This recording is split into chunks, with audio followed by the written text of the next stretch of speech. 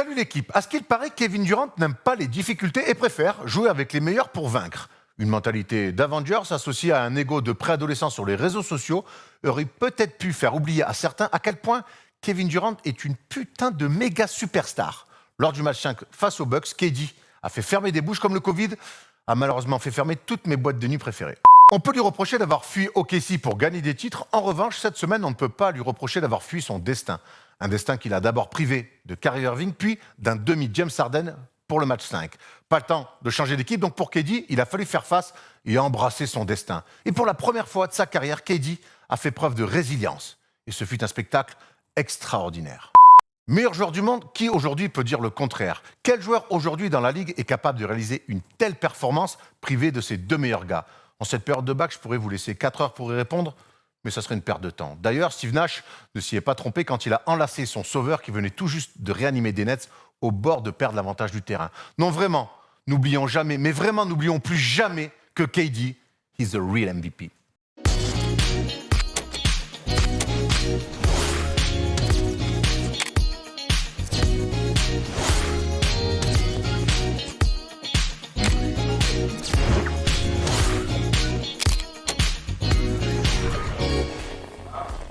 Salut l'équipe, on est jeudi et le jeudi c'est le first day show Covid, blessure, dépassement de fonction, régression de fonction. Selon certains, le programme du jour est aussi chargé qu'un joueur NFL. Il me fallait donc du monde pour parler de ce programme incroyable aujourd'hui autour du first day show. Et Thomas est revenu avec son papa, on est ravis. Ouais. Comment ça va Kevin? Ça va trop bien. Ça va papa? Oui, ça va. Très bien, et toi Ça va. Je suis désolé, j'ai dit que je la N'oublie ferais pas à 5h à la maison. Hein. je m'en lasserai jamais de cette blague. Kevin, ça fait longtemps qu'on t'a pas vu, tu prends des vacances en plein playoff? Oui, non. Bah attends. Et j'ai des choses à faire, j'en ai pas du tout les gars. Ah, mais les gens te demandaient. Non mais j'ai mon restaurant qui a ouvert, donc c'est vrai que j'étais beaucoup dessus et voilà. Les gens te réclamaient, et ils sont ravis que tu reviennes. Ça me fait Je le plaisir. disais, un programme très très chargé. On a déjà une équipe en finale de conférence, c'est les Suns. On reviendra sur cette fin de série qui a été plutôt rapide, peut-être trop rapide. On reviendra sur tout ce qui s'est passé. Un débat autour de Kevin Durant. Est-il le real MVP? C'est une question un petit peu rhétorique. On reviendra sur la perf incroyable des Clippers à Utah, sur Atlanta qui régale face aux Sixers qui régale beaucoup moins. On a énormément de news parce qu'il s'est passé plein de choses. Un programme très chargé, Thomas. Absolument. Mais avant de parler de NBA, Évidemment. il est important On va parler rugby. qu'on fait un shout-out au Bureau Oval, absolument, puisque ce week-end, il y a les demi-finales du top 14. Et eh bien, pour la première fois, Bureau Oval se déplace au stade Pierre-Mauroy de Lille, puisque dès demain soir, vendredi soir, vous pourrez suivre l'avant-match et le débrief de la première demi-finale. Il y aura La Rochelle sur la première demi-finale. Il y aura contre le Racing, si je ne dis pas de bêtises. Deuxième demi, c'est le Stade Toulousain qui jouera, donc c'est samedi soir. Donc Bureau Oval sera au stade dans des loges pour suivre ce match-là. On est ravis pour toute l'équipe autour de Joseph. Ils vont se régaler. Un beau déplacement pour ces passionnés de rugby. Bon, donc si ça vous intéresse, ça se passe sur notre chaîne Twitch First Team 101 à partir de demain soir, 19h-20h pour l'avant-match. Tu parles de rugby, tu parles de Toulouse, super transition, parce que nous, on voulait faire un shout-out à Toulouse Basket Club, pour le coup. On sait que Toulouse est une ville de rugby, mais le Toulouse Basket Club est en National 1, a raté la montée d'un match cette saison, et on sait que là, ils font beaucoup de merch autour de Vincent Botte, et on a reçu des hoodies, des casquettes magnifiques, donc voilà, ça bosse à Toulouse. On sait qu'il y a une quinzaine d'années, 20 ans peut-être même, ils étaient en pro avec les Spacers à l'époque, et autour de Vincent, qui a été l'un des pionniers à bosser, notamment avec Under Armour, le Toulouse Basket Club fait beaucoup de merch, essaie de bien fonctionner. On a besoin de ces souffles nouveaux dans le basket français, donc bravo au Toulouse Basket Club et force à Vincent et son club. Voilà, on a fait le tour. Ouais. On est prêt pour parler de NBA. First Team fait combien de sport? On fait beaucoup de sport. Ouais, sur je vois, First Team. je vois. On fait du rugby, on fait du vélo, on fait des sports de combat, on fait la Formule 1. France, l'équipe des pistonnets est en ce moment au Castellet justement pour suivre le Grand Prix de France. Eux aussi sont en déplacement. Donc nous on est là pour exécuter cette affaire de le stream sport sur le week-end avec d'ailleurs l'équipe de France qui joue à 15h. On sera en direct avec Alex Ruiz sur la chaîne Le Stream. En même temps, on a deux équipes qui sont aux deux coins de la France. Écoute, on essaie de faire les choses bien. Mais Kevin, le plus important de la semaine, c'est que ce soir, on a une énorme night. Ouais. Mais bon, Ça n'a aucun rapport. J'avais quand même envie de passer. Les gens dans les commentaires aiment toujours bien avoir un petit peu notre schedule de la night. Parce que les bars ont réouvert au cas où vous ne l'auriez pas vu. On enchaîne tout de suite, parce qu'on a beaucoup de choses. On finira avec les news. On vous l'a dit, on va tout de suite enchaîner avec la conférence Est, où les Hawks ont fait la belle affaire.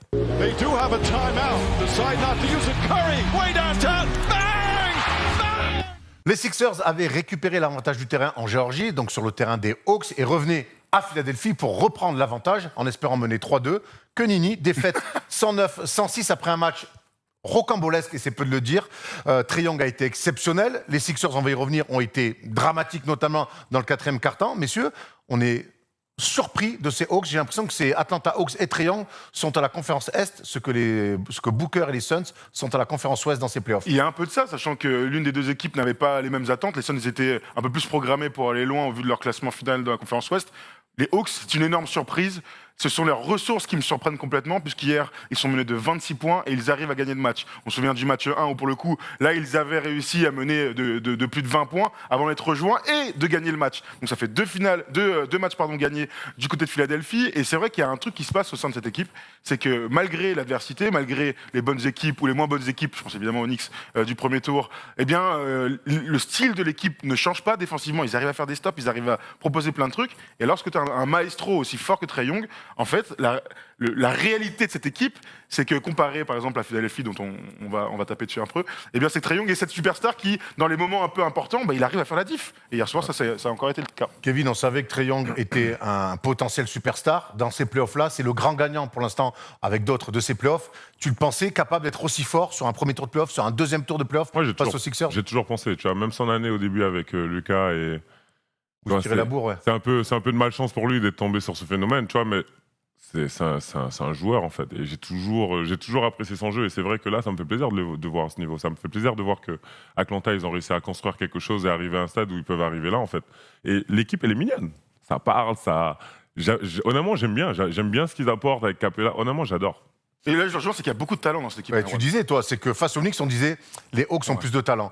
Et ce que tu me disais ce matin, Tom, en préparant l'émission, c'est que tu me dis, moi, quand je regarde cette série face aux Sixers, j'ai l'impression que les Hawks ont plus de talent. Alors, mais voilà, dans le nombre. Dans le nombre, exactement. Voilà. Ils ont pas Joel Embiid. Joel Embiid est un meilleur joueur que Clint Capella. Il n'y a pas de problème avec ça. Mais sur le nombre, on a l'impression que dans la profondeur, il y a plus de joueurs talentueux côté Hawks. Et honnêtement, quand je regarde la série, le match, j'ai envie de te dire oui, même si en début de milieu de troisième quart-temps hier, mais je te dis que tu dis n'importe quoi. T'es allé te coucher surtout comme tout le monde. Hein. Sauf que ceux qui sont allés se coucher, malheureusement, ont raté une fin de match incroyable. Il y en a qui sont allés se coucher, mais on parlera après sur des paris sur oui, les paris qui ont été faits. Absolument. Mais en fait, quand je dis qu'il y a plus de talent, c'est un peu culotté de dire ça, parce que Philly est sur le papier une équipe qui a plus de talent. Joel Embiid est le meilleur joueur de la série. Il n'y a pas trop de débat là-dessus. Derrière, avec Ben Simmons et Tobias Harris, voir Steph Curry hier qui fait l'un de ses meilleurs matchs en carrière et de loin, eh bien, ils sont supposés être largement au-dessus. Mais quand je dis ça, c'est que le dernier panier des Hawks, il y a Trae Young qui est très fort, mais c'est sur Gallo, sur un post-up où il joue le match-up. Panier de talent, ça. Voilà, absolument. Qui défend sur lui, c'est Steph Curry. Qu'est-ce qu'on voit? Tac, tac, on va le chercher.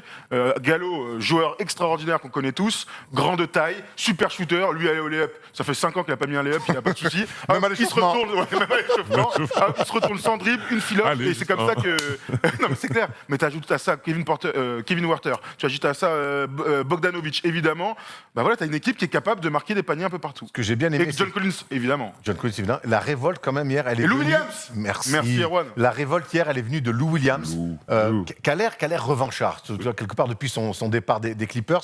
Et hier, c'est lui qui sonne la révolte avec des paniers.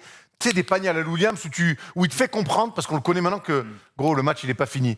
Et j'ai l'impression que les Hawks, alors qu'ils étaient encore à moins 12, mais ils revenaient de très très loin, même alors que les Sixers menaient encore de plus de 10 points, on a tous compris que le momentum avait tourné. Après, c'est un joueur à part, Kevin Lou Williams, en vrai. Lou Williams, ouais.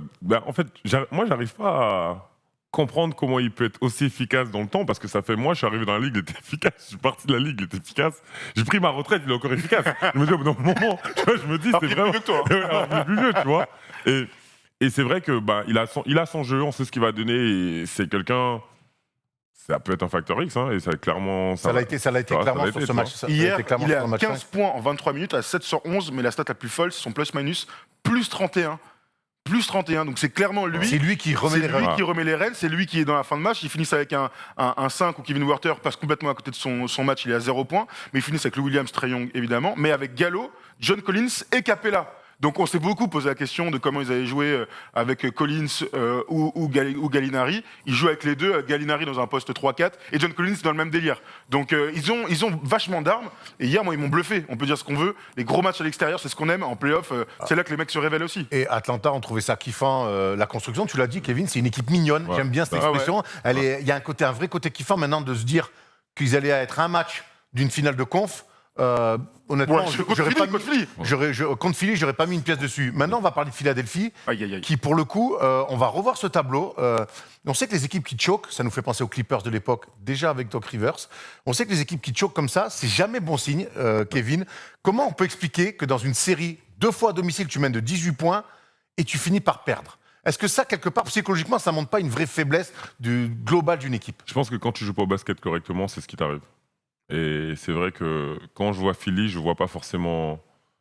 Il y a Joel, Ben, il court un peu partout et voilà. Nulle part à la fois, on a l'impression. Voilà, tu vois. Mais je trouve pas que ça. Comparé alors que t'as un squelette qui est plus européen du côté Atlanta, ça joue mieux au basket. T'as Bogdanovic, Gallinari, même Clint Capella, ils savent jouer au basket en fait. Avec Trae Young qui s'ajoute à ça, t'as Collins qui met son énergie. Je trouve que ça fit mieux, ça sonne mieux en fait. Même s'ils ont Joel Embiid.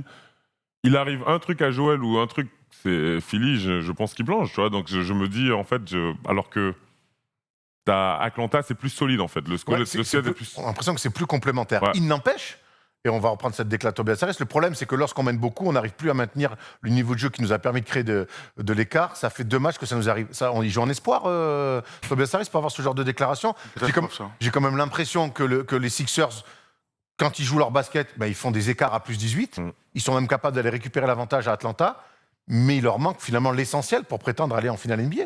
J'ai l'impression que c'est gagner ces fins de match. Comment, avec le vécu de ces joueurs-là, tu peux 2 fois te faire avoir comme ça, Tom?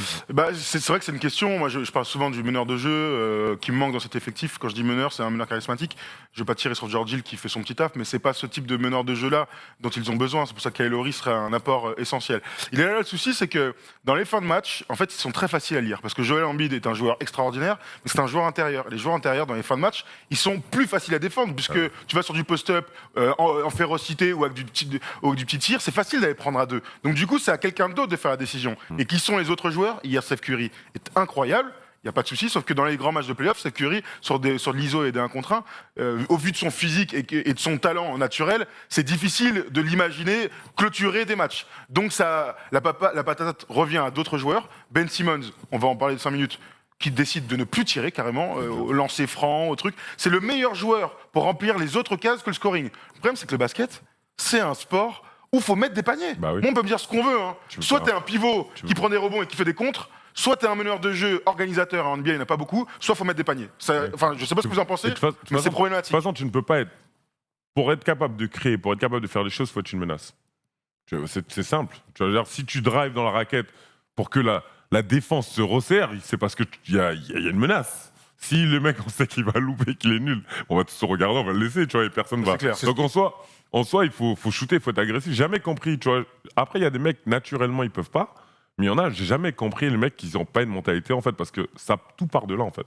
Tu vois, tout part de là. Défendre sur un mec dont tu sais qu'il ne peut pas mettre un tir, c'est compliqué. Mais le problème, c'est qu'on sait que Ben Simmons est un joueur agressif qui peut provoquer des fautes, mais quand il va sur la ligne, on voit ses pourcentages calamiteux, 32,8%. Et on a même vu hier les Hawks faire du hack Ben Simmons. Ouais. C'est ce qui les fait gagner aussi quelque part. 4 sur 14. Donc aujourd'hui, tu perds là-dessus, clairement. Donc aujourd'hui, on est quand même là sur un joueur majeur, une option numéro 2 d'une équipe qui prétend gagner le titre, avec un mec qui joue meneur à qui on fait du hack. C'est terrible, c'est terrible. Et moi, franchement, tu vois, Ben Simmons, c'est un joueur qu'on apprécie, on en parle souvent ensemble. Que je défends souvent. Et tu as raison, parce que c'est un joueur à part, on regarde ses quelques lancers francs. Il y a un moment donné dans la série, là, c'est là, dans le match, pardon, il fait 2 sur 2, on aurait dit un stade de foot. Comme si un mec avait mis une tête sur un corner et que tout le monde était waouh derrière, à la fin. Derrière, il en a d'autres et il rate les lancers francs. Mais en fait, sur le hack, justement, en plein milieu de terrain, il faut de Trae Young. Mais en fait, c'est parce que c'est ce qu'il faut faire. Plus tu l'amènes sur la ligne des lancers francs, plus il va rater. Plus le volume est grand, plus il va manquer. Ce qui est terrible sur Ben Simmons, c'est que dans la saison régulière, ça passe. L'intensité n'est pas la même.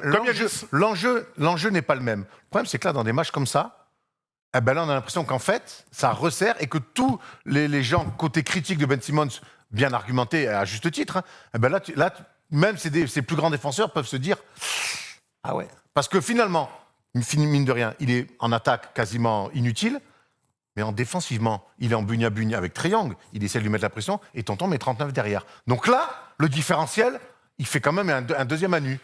Il fait un deuxième à nu à tous les fans des Sixers, t'as raison. Moi, je continue à croire que le problème des Sixers, il est structurel. Vraiment, dans l'équipe de base, ce duo ne peut pas fonctionner au top niveau des playoffs parce qu'il y a deux mecs qui sont facilement défendables. J'ai pas envie de dire que Joel Embiid est facilement défendable, mais je veux dire, il y a une prise à deux clairs. Bon, bah, au bout d'un moment, t'es obligé de faire la passe. Voilà, c'est dans ce sens-là. Et Ben Simmons sera un joueur fantastique un jour, dans un autre environnement, ou en tout cas dans une équipe qui est faite pour lui. Donc moi, je ne le dirai jamais assez. Pour moi, ils ne pourront pas gagner comme ça. Vraiment. La série n'est quand même pas finie. Ouais, bien Il sûr. n'empêche, il reste un match à Atlanta, mais là, ils sont Après- mis dans un bras bourbier. vraiment, On vient de faire un focus sur Ben Simmons. J'aimerais qu'on fasse un focus aussi sur Tobias Harris et revenir sur la discussion qu'on a eu samedi avec Arthur donc en radio libre. Et c'est vrai qu'on disait que pour l'instant, les playoffs de Tobias Harris étaient plutôt très corrects, très bons. Et c'est vrai que la nuit dernière, 38 minutes, 4 points, 4 rebonds, 0 sur 3 points, 2 sur 11 au tir. Il n'a pas du tout pesé sur le match.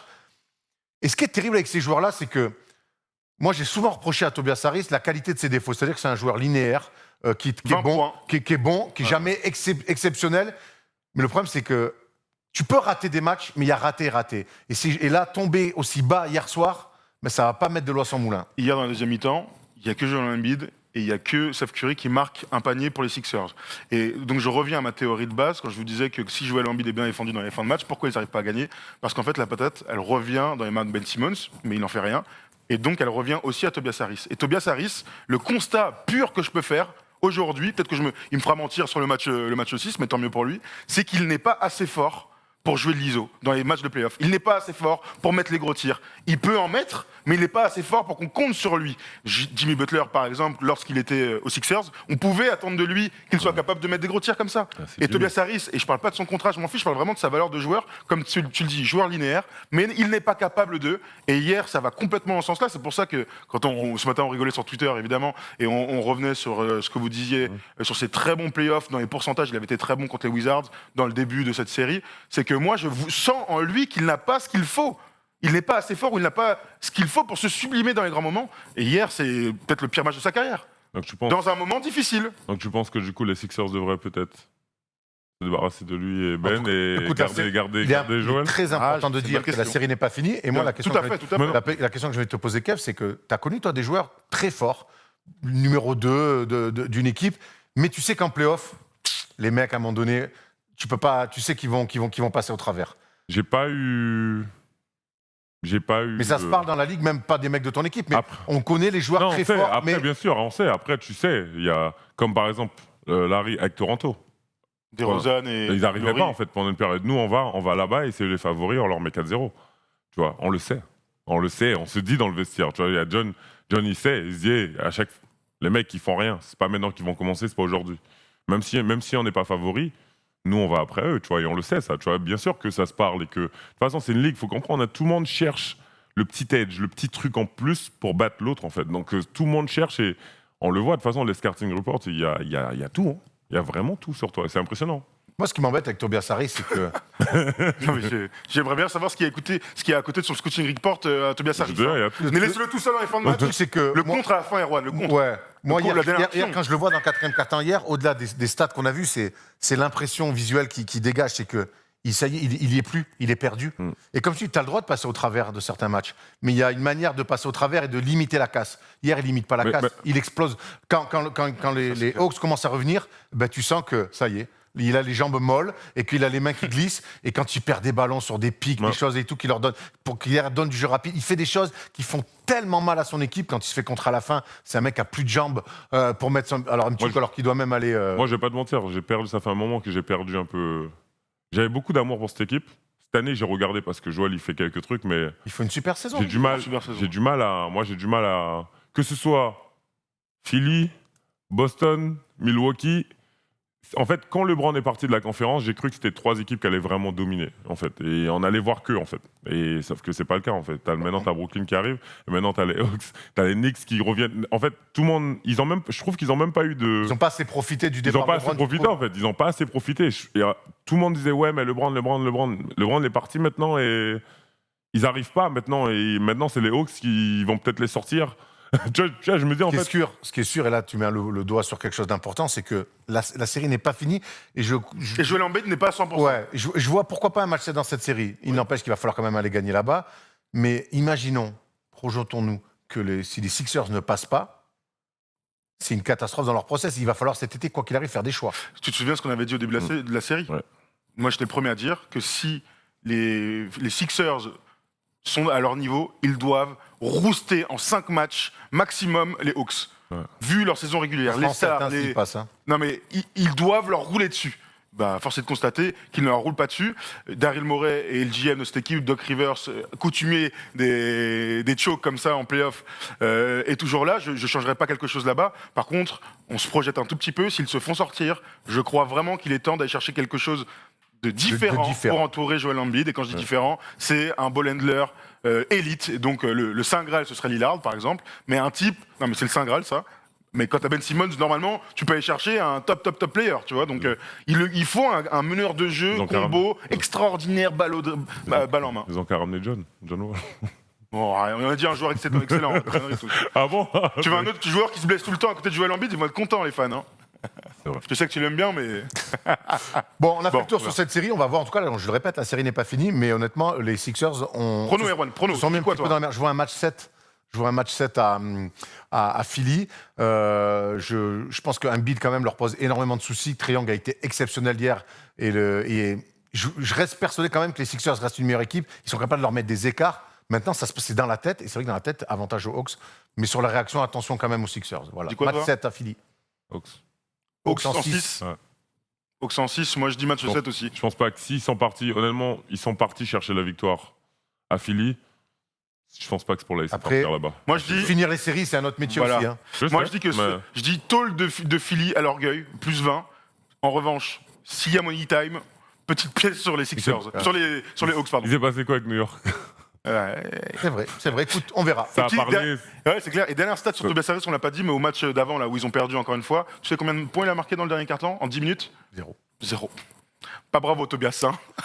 Mais en plus, le pire, c'est qu'il est vraiment en train de donner Après, tous les reproches qu'on lui fait de ne pas se transcender, de ne pas avoir de supplément d'âme, d'être un mec que toujours le même, eh ben, c'est terrible. Là, pour le coup, c'est terrible. Mais après, je veux pas, faut pas forcément. J'ai du mal à. C'est une série, encore une fois. Ouais. Moi, on pourra vraiment refaire un first team et s'asseoir et le critiquer une fois qu'il serait sorti. Oui, t'as raison. Il serait sorti, en fait. Mais tu vois, moi, je me dis, j'ai du mal, parce que c'est une série. Au prochain match, il va en coller 30. Et là, encore une fois, les discussions vont changer. Ah, Donc, mais certainement, mais c'est un petit peu comme ça. Et c'est ce qui est bien avec l'NBA. Il n'empêche qu'on pouvait. Hier, dans le 4e quart-temps, je ne peux pas m'empêcher de dire, alors que tu es à domicile, de dire ah, mais écoute, là, c'est là qu'on t'attend. C'est là que quand ton agent il demande plus de 100 millions, c'est parce que là, tu dois dire vous inquiétez pas, ça va aller. Et hier, il dit pas vous inquiétez pas, ça va aller. Hein. Donc, c'est compliqué. On enchaîne avec les Nets face aux Bucks. Et c'est exceptionnellement notre gros débat d'émission parce que tonton l'a régalé.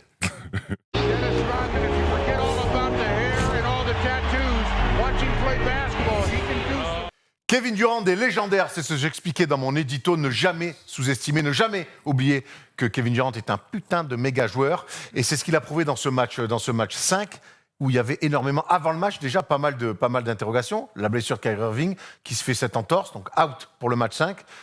James Harden, il y avait des doutes sur lui, donc tous les regards se dirigeaient vers Kevin Durant, surtout quand on avait en mémoire la fin du match 4, quand Kyrie sort et qu'il n'y a pas James Harden, c'était balle à Kevin Durant, un collectif, enfin, si on peut appeler ça un collectif complètement explosé.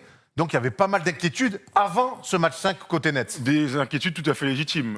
Malgré leurs 3 superstars, au bout d'un moment, s'il n'y en a qu'une seule qui peut jouer, tout de suite le niveau de l'équipe baisse. Et on a beaucoup parlé et loué la profondeur de cet effectif. Quand tu perds Kyrie et James Harden, ça devient tout de suite plus compliqué. James Harden a donc joué, il s'est forcé à jouer aussi. On ne l'a pas vu à 100%, on pourra y revenir. On va rester sur Kevin Durant quand même. Ça devient compliqué. Ça devient compliqué parce que l'équipe est construite autour de ces 3 superstars, ou ça devient compliqué juste parce qu'il manque les 2. Parce que personnellement, pour moi, Kevin Durant peut les emmener. Il peut les emmener à la lune. Hein. Donc pour moi, à 2 stars, ils restent favoris. À 1, quand même, ils sont un peu à poil. Bon. Mais on parle de Kevin Durant. On parle il va pas être à 49 points. Tu penses qu'il peut faire un match, parce qu'on va le voir en tableau. Il a fait un match historique, légendaire. Tu penses qu'il peut faire ça jusqu'à la fin? Mais moi, je pense que c'est là, en fait, qu'il faut que vous commencez à comprendre que c'est Kevin Durant, en fait. Ah oui, non, mais ça, Moi, on est d'accord. Ce gars-là, je crois les équipes, quand j'ai joué, il a average 30 points. Il nous a toujours mis la misère. Toujours. Genre, 1 mètre derrière la ligne, 2 mètres dans la raquette, il met des tomates touqués sur Okafor, il a tout fait. Donc, personnellement, moi, j'ai toujours vu taffer ce gars-là. J'ai un respect, je sais même pas quoi vous dire, parce que je pense vraiment, je pense qu'il a été créé en laboratoire. On mènera l'enquête, c'est sûr. En tout C'est cas, Mewtwo, le mec. Pourquoi c'est Mewtwo. je te dis quand même que ça reste un match légendaire et que je suis pas sûr qu'il soit capable de faire 49 et quelques, mais peut-être qu'il y en a d'autres qui peuvent surveiller à côté. Mais il a joué 48 minutes, donc 0 minutes de repos. Pas de Kyrie Irving. James Harden sur une jambe, on va y revenir. Impliqué sur les 43 des 52 derniers points des Nets. Et première fois qu'il est en 45-15-10 dans l'histoire des playoffs. Premier joueur d'ailleurs, 45-10-15 en playoffs. C'est quand même exceptionnel. On va voir avec qui il est, ses meilleurs perfs aussi en playoffs. Ça reste pour lui un match légendaire. Il a remis. Il a fait gagner les Nets le match qu'il fallait, mais les Nets ont eu chaud quand même. Oui, c'était un énorme match de play-off. De toute façon, le match 5, on sait combien il peut faire la bascule dans un sens ou dans l'autre. Pour eux, c'était obligé de le gagner. On se posait tous la question d'ailleurs, sans Kyrie et sans Harden, est-ce que les Bucks ne sont pas les grands favoris? Surtout que dans le momentum, ils venaient de gagner 2 matchs, et donc c'était normal de les mettre favoris. Maintenant, c'est aussi ça la NBA, et c'est aussi pour ça qu'on aime la NBA depuis toujours, c'est qu'il y a des joueurs qui sont tout à fait hors normes et qui sont capables, dans les grands moments, de se sublimer. C'est le mot qu'on citera le plus aujourd'hui, je pense. Se sublimer ou ne pas se sublimer. Kevin Durant hier, alors qu'il fait pas une première mi-temps incroyable, dans un one-two punch back in Seattle avec Jeff Green, ils ont été mais incroyables, parce que Jeff Green, il faut le citer, c'est Bruce Brown Jr. qui pose beaucoup des pics et qui joue petit pivot là, avec des teardrops fantastiques. Là, c'est Jeff Green qui faisait des pick and pop. Mon gars, ils les ont désossés et c'est pour ça qu'il a 10 passes, parce que Jeff Green est fantastique. Est-ce que Jeff Green, c'est pas le genre de vétéran dont on a besoin quand on veut gagner des titres? Les mecs, tu sais que sur un run de pour aller jouer le titre, il va te sortir 3 ou 4 matchs extraordinaires. Il a mis 7 points, il est prêt. Et il est prêt, tu vois, parce que c'est vrai que il est peut-être la 5e option offensive, tu vois, être capable de rester prêt et d'apporter. Là, il faut être capable. En playoffs, on sait que c'est une autre mentalité, et quand tu arrives, c'est une autre saison qui commence. Et là, quand tu es capable d'arriver à ce stade, tu vois, ils sont dos au mur, ils ont 2 stars blessés, tu te dis, bon, qu'est-ce qui va se passer? On rappelle qu'il était blessé à un début des playoffs et le retour leur fait un grand... C'est lui d'ailleurs que tu dis, Kevin Durant en première mi-temps est pas incroyable, et c'est lui qui commence à remettre des paniers avec Blake Griffin aussi un petit peu à 3 points, qui leur permet de recoller, parce que, on va revenir quand même sur le déroulé du match. Kevin Durant fait clairement gagner les Nets avec Jeff Green. Je peux pas m'empêcher, quand j'ai regardé le match, et je me le suis rematé hier soir avant l'émission, je peux pas m'empêcher aussi de me dire que les Bucks, ils se le perdent ce match-là. Parce que quand je vois leur entame de match, ils font tout pour causer le maximum de problèmes aux Nets. Et d'ailleurs, on voit un petit peu sur le visage des Nets de dire on est dans la merde. Moi aussi, j'ai eu la même sensation, et je pense que tout le monde l'a eu. C'est que les Nets, les Bucks l'ont gagné ce match, avec une première mi-temps très aboutie. Défensivement, j'ai vu beaucoup de bonnes choses. J'ai vu une équipe qui, souveraine dans le jeu. Le truc, c'est que, et ça marche pour toutes les équipes, notamment Philadelphie dont on a parlé tout à l'heure, c'est que si tu restes à portée de fusil, il y a des mecs qui sont super forts et qui sont capables de faire se rapprocher. Et les 2 tirs de KD là, pour passer devant une première fois, après les Bucks remarquent, et lui il remet un truc, tu sens que le match vient de changer de malade. Parce que tu sais, il y a toujours la barre des 7-8 points, on regarde quelques highlights parce qu'il régale trop, la barre des 7-8 points, quand tu arrives à mettre des paniers encaissés, tu sais, ça fait ce petit va-et-vient, mais que tu continues, ou alors tu fais des stops et les mecs voilà, tu sais, tu arrives à garder ce petit matelas. Là, au bout d'un moment, tu es à portée de fusil, et il passe devant, et là, comme tu dis, les visages de Giannis, de Middleton, de Drew et tout, tu fais oh là là, ils vont se le perdre, alors qu'ils l'avaient déjà gagné et que normalement ils ne doivent pas se faire peur au vu des absents. Il n'empêche, Kev, il y a un vrai mano à mano. Kev, il kiffe trop la NBA. Dès qu'on met des images, il regarde. Kev, il y a mine de rien, t'as raison, les Nets restent à portée de fusil. Sur les 4-5 dernières minutes, il y a un vrai mano à mano, et on en parle avant l'émission. T'as pas compris la gestion des Bucks. Oui, c'est ça. Moi, ça me frustre en fait. C'est ça qui me frustre, parce que je me dis que c'est une équipe de grands qui joue comme des petits. Ils jouent petits en fait. Ils sont timides. Au lieu de mettre un Lopez dans la raquette, il est défendu par Kevin Durant. Au bout d'un moment, je me dis, mais mettez-le dans la raquette, ou qui que ce soit qui défende sur lui, il devrait en foutre 25. Il devrait apporter cet impact à l'intérieur. Maintenant, ils sont obligés de double team. Tu double team, tu fais les passes, et là, tu trouves autre chose. Mais au bout d'un moment, c'est utiliser vos forces. Giannis en a parlé au post-up. Mais le post-up, pourquoi à chaque fois je le vois, il le laisse shooter? C'est catastrophique. Personnellement, moi, je honnêtement, j'en voudrais pas. J'en voudrais à Brooklyn s'ils perdent cette série. Moi, là où je te rejoins, c'est qu'on a vu Giannis sur le post-up provoquer des fautes ou marquer, voire les deux, mais il faisait ça une action sur 3. Post-up, il provoquait quelque chose de positif. L'action d'après, il prenait un tir à mi-distance ou à 3 points. Et ça m'a fait penser à, on va prendre cette déclaration de Charles Barkley, et ça me rassure pas parce que je pense un peu la même chose que lui. C'est embarrassant pour le basket de perdre ce match. C'était l'un des matchs les plus stupides que j'ai vus. Je suis tellement en colère. Ils ont un groupe de bons gars, mais ils jouent bêtement et méritent de perdre. C'est un basket affreux. Il est allé très loin. Il est allé mais très loin. Mais je comprends ce qu'il veut dire. Ouais. Et moi, regarde, je l'ai noté là. Pour moi, aujourd'hui, je vois Giannis qui se démène dans tous les sens, qui a un gros cœur, certes, qui fait des stats incroyables. Mais frère, pour moi, tu ne sais toujours pas gagner un match de play-off important. Et là, la gestion de sa fin de match, en face de toi, tu as un mutant.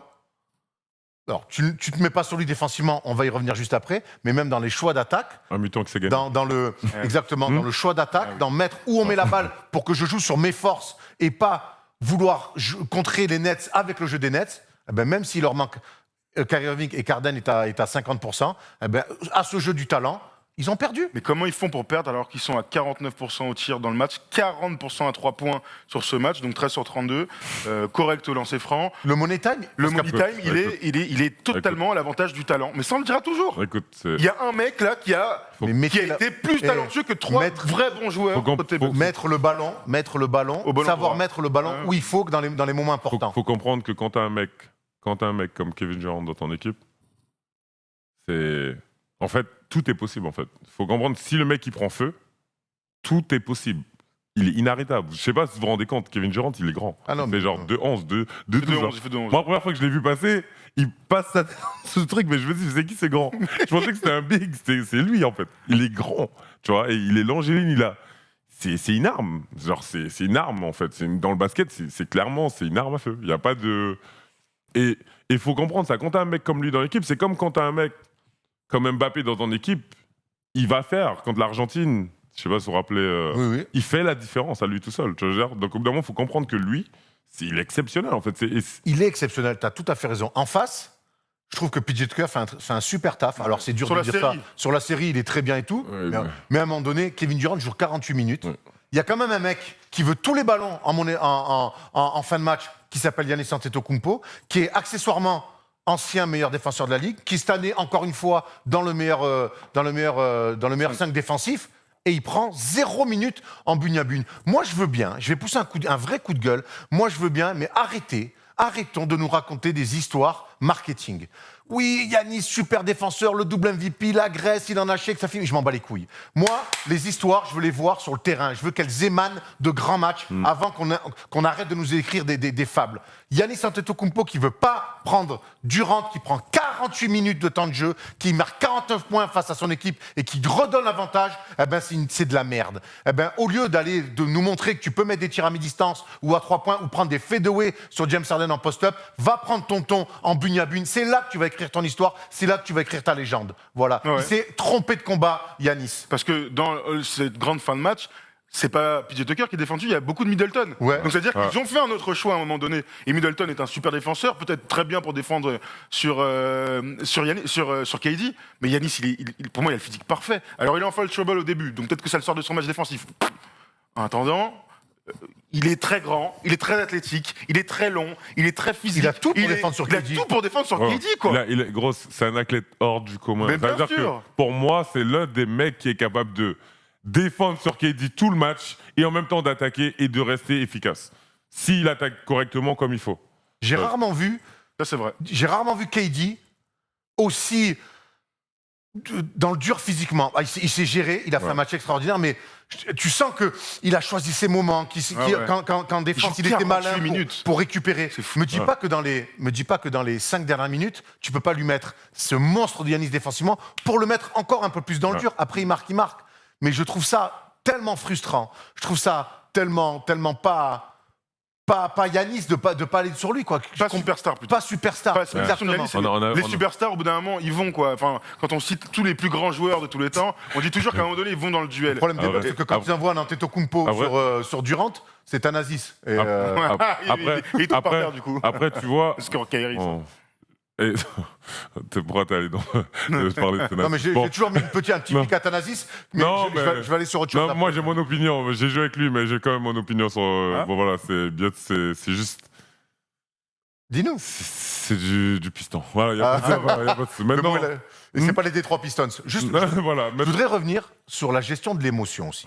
Parce que moi, quand je vois Kevin Durant, quand il met son panier à 3 points et que tu vois le plan plan, sur lui qui fait... Ouais. Quand Jeff Green marque le panier et qu'il serre les points comme ça, c'est rare qu'on voit Kevin Durant. Tu vois, tu sens qu'il est dans son match. Quand James Harden à la fin crie, tu sens qu'ils ont fait un match où ils sont revenus, où ils étaient très concentrés. En face, je vois des mecs qui font une énorme entame et on célèbre tout. Je vois des mecs, le frère encore, sur le banc, qui lèvent les bras, on joue, on célèbre tout comme si c'était... Et à un moment donné, je trouve que ça a manqué dans l'émotion de gestion. Ouais. Je Holiday est censé amener ça. J'ai trouvé que dans l'émotion, j'ai pas trouvé encore une équipe qui a su gérer ça assez bien, même quand il menait de 17-20 points. Et Non, c'est très important, et c'est archi oui. important. Non, mais c'est vrai que l'émotion, c'est aussi pour ça que ce match est légendaire, parce qu'il y a une performance légendaire, mais parce qu'on a tous ressenti ce truc de waouh, on est en train de vivre quelque chose. Et donc dans l'émotion, on était tous les poils qui s'irrissent à chaque gros tir sur cette action là justement où le tir il est à fin des 24 sur sa droite en déséquilibre. Il est complètement fou ce tir, mais ça c'était beaucoup d'émotion. Et à ce jeu-là, on avait la sensation que les Nets étaient une équipe rouleau compresseur où quand ils sont au complet sur le début des playoffs où ils allaient démonter tout le monde, bam, bam, bam, sans rentrer dans cette émotion. Et là, pour la première fois, bon, c'est une jeune équipe, hein, eh bien, on a cette sensation que dans ces moments-là, ils vont même réussir à gagner. Et bon, là, ça commence à être très compliqué du coup, puisqu'on leur trouve très peu de défauts. Donc voilà, j'ai ressenti aussi la même chose que toi. Que, Là, regarde. Voilà, ça c'est. Là, on est tous. J'ai encore des frissons quand je le tu vois. vois. Tu vois, c'est. T'as raison, quand on parle d'émotion, c'est aussi ça pour ces moments-là qu'on aime la NBA, c'est que c'est hors du temps, ça. Ce qui se passe, là. Regarde. Celui-là, il est- Moi, je sais. Non, mais ce shoot-là, il est exceptionnel. À Middleton, c'est une bonne défense. Ah ouais. Mais si c'est Yanis qui est sur lui, avec plus d'envergure... Peut-être qu'il le parce gêne que, un peu plus. bon, Peut-être. encore une fois, on peut refaire le match 20 fois. J'aimerais juste revenir aussi sur James Harden. Celle-là, ouais, elle est cata, hein, Ouais, parce que ça joue un peu petit. Middleton, il lui file. C'est quoi, Brown ou quoi? Il faut attraper la balle et l'hôtel. Là, pour le coup, je la trouve un peu basse dans les jambes. Oui, et alors, là, on est en truc. Il faut tout prendre. Hein. Il est balles qui glissent. Tu l'as dans la main, ça veut dire. J'aimerais juste qu'on revienne sur James Harden, qui est revenu, on a l'impression, C'est un peu un petit dur, peu quand même. précipitamment, Bah, clairement. qui fait des stats de merde. Il n'empêche, j'ai envie d'avoir votre avis, je l'ai trouvé très précieux. Parce que finalement, ils n'ont pas de vrai meneur. Mike James est un électron libre. Et j'ai trouvé que dans la gestion du tempo, mettons la balle là, allons mettre la balle ici. Et mine de rien, c'est James Harden, ça reste encore une menace. Donc, il a pu fixer un peu la défense des Bucks. L'apport de James Harden, 46 minutes, c'est énorme pour un mec qui n'est pas 100%. Je l'ai trouvé très intelligent. C'est énorme. J'ai été à 100%, j'ai rarement joué ça. Ah, c'est ouf. Hein. Est-ce que j'ai trouvé James Harden très intelligent dans son match? Oui, mais c'est le seul Bah. meneur de jeu de cette équipe, en fait, parce Bah que ouais. Mike James, c'est un combo qui va donner du rythme et aller marquer des paniers. Et en fait, dans sa gestion, il a fait un match de meneur de jeu européen, quoi. On dirait pas du tout que c'était un match à James Harden. Tu sens ce Il a fait un step back. match à la tête. Ouais, Ouais. un peu. Non, c'est vrai, Il a il a imprimé pas- le rythme, quoi, tu vois. Mm. Et bah, il a s'adapté. Après, c'est ce qui est bien avec ces joueurs-là, c'est qu'encore une fois, et là, à mon avis, il se dit, il a conscience qu'il n'est pas à 100%. Donc il essaye d'apporter autre part. Il a vu peut-être que l'équipe, surtout avec Kyrie qui sort, et bah, il se dit que bah, c'est de ça qu'ils ont besoin. En fait, ils ont besoin d'un playmaker, de quelqu'un qui va faire tourner le truc. Et si pour l'instant il ne peut pas apporter en attaque, écoute, KD est chaud, vas-y. Hein, Et puis il a beaucoup parlé, je trouve. Enfin, ouais. Parce que mine de rien, KD, à un moment donné, il lui met des pressions tout terrain. Il est là, il va monter la balle. Parce que le début de match, il est compliqué. Quand KD lui met la passe dans le dos et tout, on se dit oh là là, mais il va en prendre 25. Et petit à petit, et je trouve que l'apport d'Arden là-dessus, KD a Les parlé airballs, aussi, les trucs. mais il est allé parler au mec. Il est allé beaucoup parler au mec. Il était leader, quoi. Il a jamais paniqué. Et quand t'as un meneur qui remonte la balle, qui est James Harden qui fait. Ouais. Mec, ça rassure tout le monde. Ah oui. C'est clair. Ça rassure tout le monde. Et ça, c'est pas dans les stats, mais ça, je trouve que et c'est pour ça que je voulais insister sur le fait qu'il s'est forcé à revenir et que son Faut pas apport qu'il se répète, hein. Ouais. Parce que moi j'ai eu peur, en fait, quand je voyais son truc, je me suis dit, oh, putain, il va nous faire comme une KD en finale NBA quand il revient un peu vite. Tu vois, ce type de blessure-là, on lui souhaite absolument rien, mais les trucs musculaires, faut faire gaffe. On s'est régalé, match extraordinaire, match Tout à fait. légendaire. J'ai oublié de te dire un truc tout à l'heure, parce Dis-moi. que Yanis a parlé avec un journaliste de ce qu'il faudrait faire peut-être pour défendre sur KD au match 6. Donc ça peut t'intéresser. Oui, mais il lui a dit, je crois qu'il voulait s'y coller. Ah bah voilà, exactement. Il a demandé au journaliste, vous feriez quoi, vous? Et le journaliste lui répond, Je te mettrai toi. bah ouais, faudrait peut-être y aller. Il fait ah, ok d'accord, donc il parle des prises à deux. Et puis finalement il dira, moi je veux relever le challenge. Tout le monde a une chance de se retrouver face à KD, mais j'adorerais défendre sur lui au game 6. Si le coach veut que je le fasse, je suis prêt. Mais tu sais que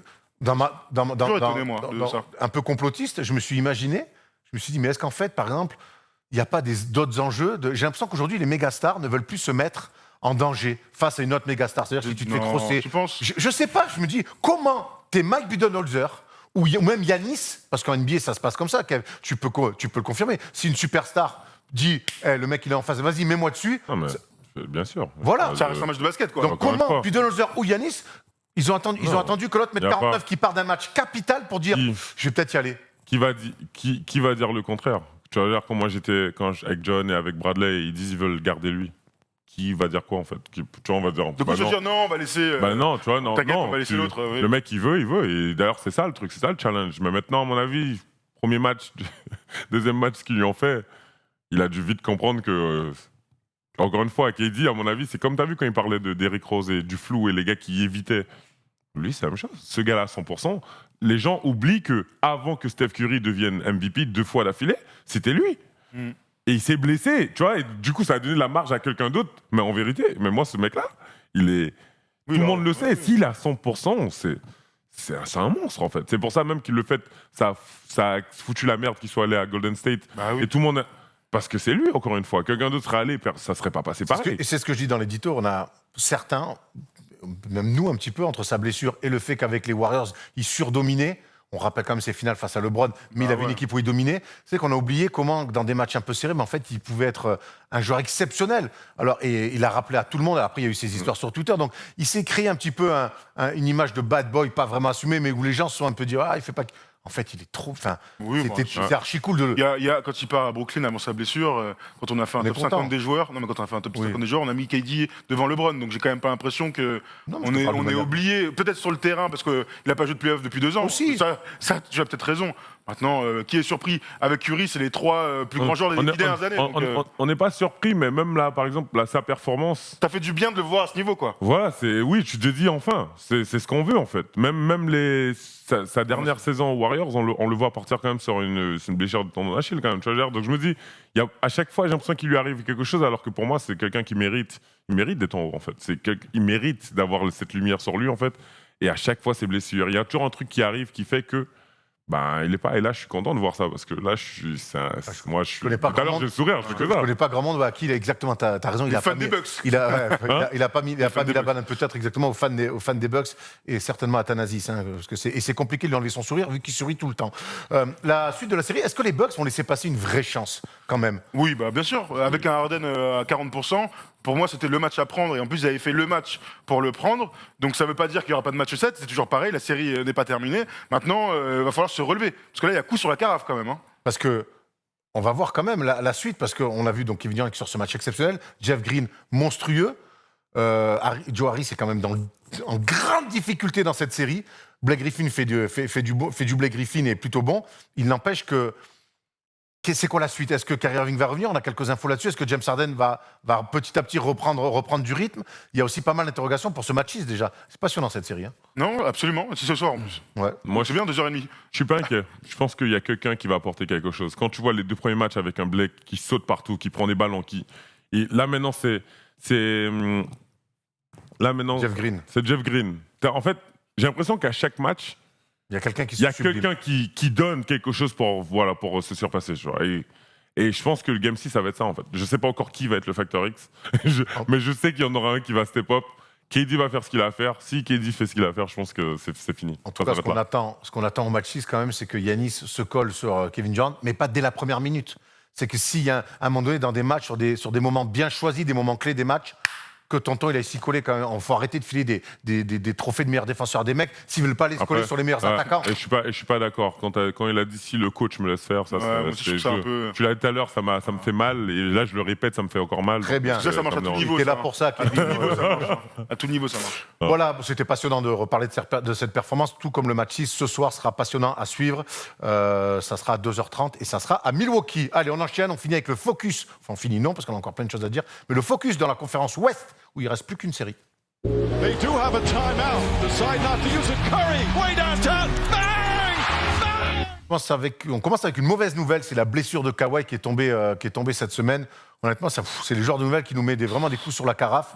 On a peur d'une déchirure des ligaments croisés. ACL, comme on dit pour pour ACL. Kawhi Leonard, ouais, qui est... Turner CL. Turner. You're welcome. il est out pour la série, en tout cas. Ça, Ouais. c'est à minima. Donc voilà, et pourtant, je sais que dans le match 4, il avait mis un Tomar Tout à fait. qu'on va juste se remettre pour le kick. Oui, si on pouvait se faire un peu plaisir. là. Ça, c'est des Tomars de très, très, C'est très haut des niveau. moi, j'appelle ça les tomards légendaires. Ça fait Voilà. longtemps que j'ai pas vu un Tomar comme ça. On aime bien. Ah oui, si, Anthony Edwards, quand même. Oui, il ok, était lourd. mais Non, là, c'est un match de playoff. Là, en Je suis playoff, pas d'accord. on- Allez, Aïe, aïe, aïe. Moi, ce que je kiffe, donc, c'est vraiment les départs main gauche, droite, gauche, De pied, de côté, appel deux de pied. pieds, avec un mec, un pivot qui vient en net comme ça. Bam Pour un pivot, Voilà, n'importe quel violence. poste. Non, ça, c'est ma NBA, ça. Ouais, Ça, KD et ça, c'est ma putain de NBA, ça. C'est pour ça que j'ai le lead pass. Bon, Putain. alors, t'as le League Pass, mais du coup, hier soir, il y avait le match 5 à Utah entre le Jazz et les Clippers. Il n'y avait pas Kawhi, qui est quand même une brave catastrophe. Et les Clippers ont fait l'énorme perte d'aller gagner sur le parquet du Jazz, de reprendre l'avantage du terrain. Un match assez incroyable, 119 victoires des Clippers. Le Jazz sur un nuage d'adresse.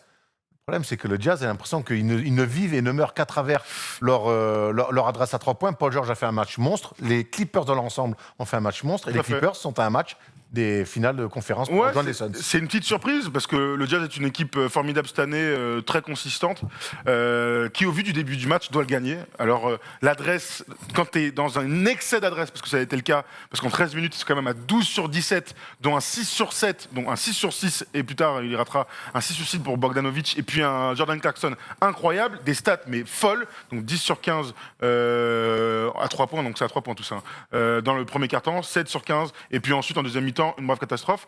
On sait que, et tu vas pas me dire le contraire, quand il y a une équipe qui est sur un nuage d'adresse au tout début de match, soit il y a plus 30 et tu gagnes avec un écart, Ouais. soit mon gars derrière, il y a moyen qu'il n'y ait plus de fuel et que tu te fasses rejoindre vite. C'est ça, t'arrives à creuser l'écart et après tu gères ton match. Donc du coup, tu les gardes derrière. Mais c'est vrai que, oui, on en avait parlé, parce qu'on avait parlé de Utah pendant la saison. Et c'est vrai que, oui, quand au bout d'un moment, t'as un nuage d'adresse, mais si ça marche pas, si ça fonctionne pas, tu fais quoi d'autre en fait? T'as quoi? Tu t'appuies sur quoi en fait? Et c'est là le problème. Et c'est vrai que moi, pour les avoir vus jouer, même si j'aime beaucoup comment ils jouent. Hein. Oui, Ah oui, mais c'est beaucoup super, comment super ils jouent. excitant. Hein. J'aime beaucoup comment ils jouent, mais c'est vrai que ça shoot beaucoup. Non. trop. Le 3 points, c'est la drogue des joueurs NBA.